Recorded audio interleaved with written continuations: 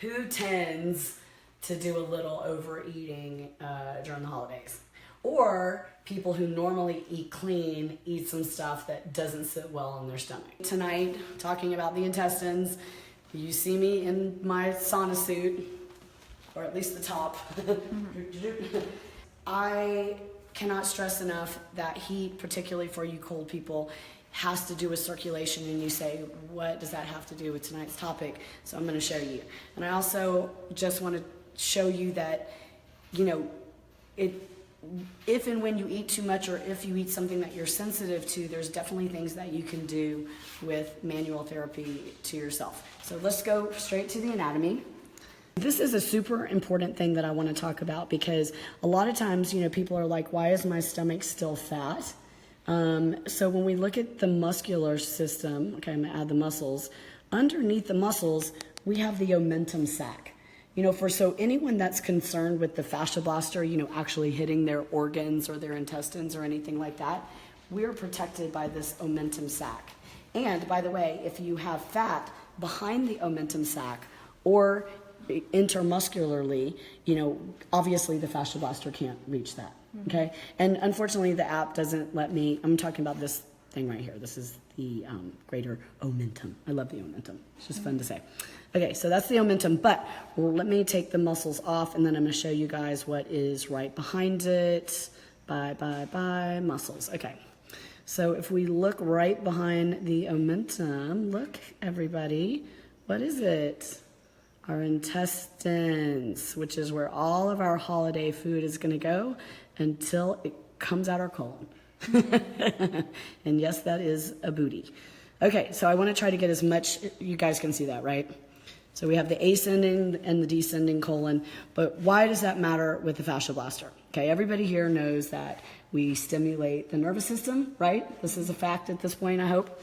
So here are the nerves. Look at how the nerves are all going into the intestines, and they're definitely relevant for all the musculature that would, let's just be gross, you know, push out your poop or move out your excess. Okay, so that's the nerves. Then let's look at the arteries. Hello, look at that. Okay, so if we get blood flow all around our intestines, we can actually make a difference in starting to move the food out. And then I'm also going to teach you, here's the veins. There's the veins, okay? Just the blood system, you guys. Teach you guys how to not only get some circulation going so that your body does what it naturally wants to do, but I'm also going to teach you how to palpate through your muscles and the omentum to do little circular motions in the direction of the way that our ascending and descending colon go, so that you can basically move your food out and be more comfortable. So nice. Cool, right? Super cool. Are you cool. guys excited? It's poop night. Okay, so that is the anatomy. We always get asked, it's Essential Anatomy 5. I don't work for them, but this is what, well, hold on. This is what it looks like. That's the icon right there. Okay? So I think it's great. I mean, the whole thing about fasciology and, you know, learning about the FasciaBlaster and how it works, you know, the more that you know about the human body, the more that this makes sense, okay? So let's hopefully not lose reception, because I really do want to get in my sauna for this. But I think the first thing that you guys know I'm going to say is that you need heat and hydration, okay? So I am all about the sauna suit if you don't have a sauna, and I'm also all about the sauna suit and getting in the sauna. So I'm going to go ahead and do that, because I actually want a tiny bit of a sweat. You can kind of stand with the door cracked. This is literally how it goes down, you guys. If you are not getting not only water, but the necessary electrolytes into your system, it's never going to flush it out. And usually overeating a lot of times will also come with over drinking, and over drinking completely dehydrates you. So I always recommend for any like Ashley Black gangster process, 4 bottles of water this size, and also the electrolytes. So I'm going to let these sink in, and then I'm going to start drinking those. So This is what it looks like, the electrolytes. I actually have compounded my own, and I talk about this extensively in the Cellulite Myth book that I wrote that I would really love for you all to read or listen to. But it just takes a little while to get things FDA approved and whatnot. So in the meantime, none is one of my favorite. As long as you are beginning to get a sweat, then I think you're good to go to blast, okay? So I have my arsenal over here, Kim, if you can catch that. I personally, when I am doing my stomach, if I have space, which I don't in the sauna, I prefer the FasciaBlaster. And if I don't have space, I like to use the mini one because it goes down into the V area, and I just love the FasciaBlaster. Because if you guys saw in the beginning of the video, we're talking about, you know, getting at all of the muscles in the blood that are above that omentum.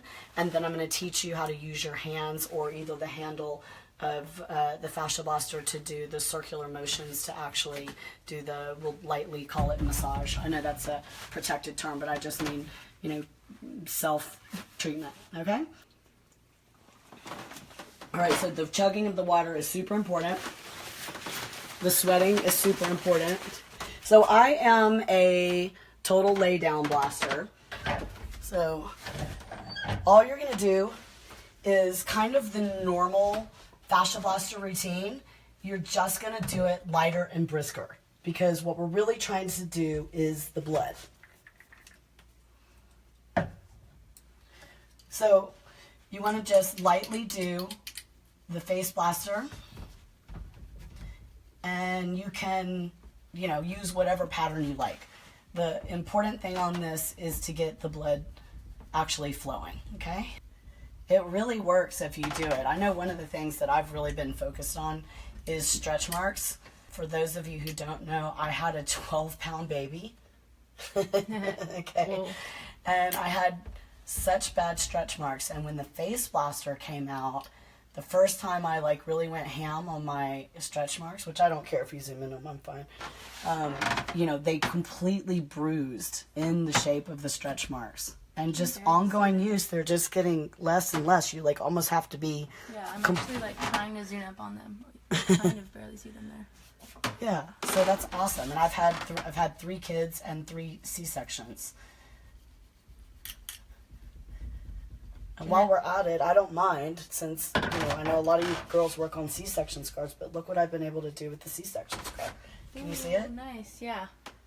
We have a video of Bart and you working on it from before. It's really I have done everything from, because mine was kind of like dug in, so I've done everything from this technique to shoelace technique with the nugget, but, you know, there is hope. I feel like you can't even see it anymore. So anyway, all right, back to holidays. All right, so we're gonna blast the stomach. I personally like to go crazy, you know, with my FasciaBlaster, but with this wall here, it's hard. But you can do, you know, side to side, as long as you don't have diastasis recti, up and down, ouch. Usually take the belly button ring out. You can do the baseball diamond technique, which I think everybody's familiar with. Okay. You can even, since you saw the anatomy, you can see how easy it is to break up fat by, you know, squeezing the muscles and then palpating that, you know, fat that sits on top. But for this particular purpose, just getting the blood flowing is really all that we care about. Okay, so I would say do this for about 10 minutes so that we get the blood flowing.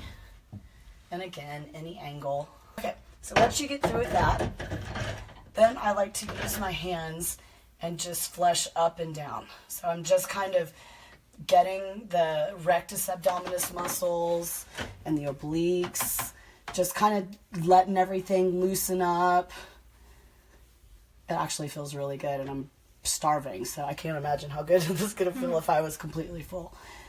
Okay, so then going back to the anatomy, and if you didn't see the anatomy, please just go back to the beginning of this video, because our ascending colon kind of comes up like this.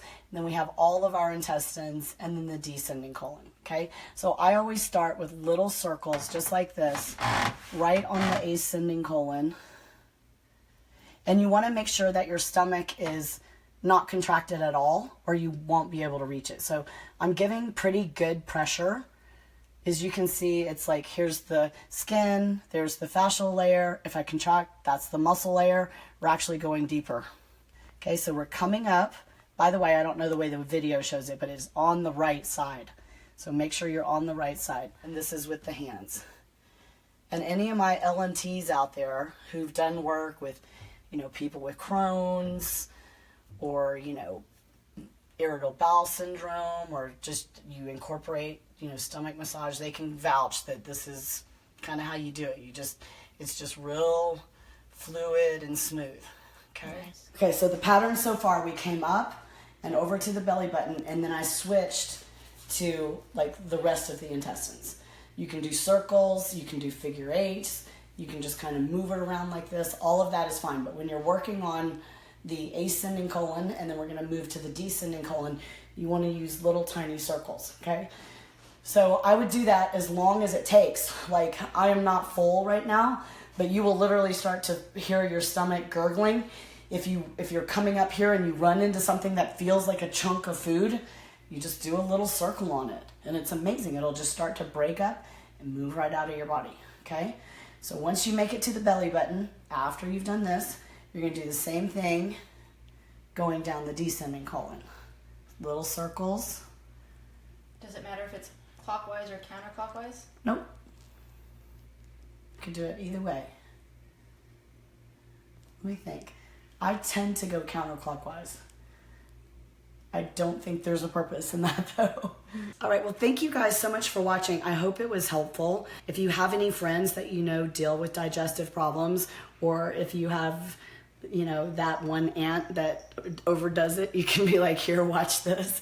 This was the one I'd saved till like as close to Christmas Day, because I just feel like people totally overdo it. And instead of wallowing around like a whale, you can actually take action on it. And I also want to recommend one product we love that's just ozonated magnesium that will liquidify anything in your stomach. So if I know I'm going to eat something like red meat, I take it. It's called Mago 7.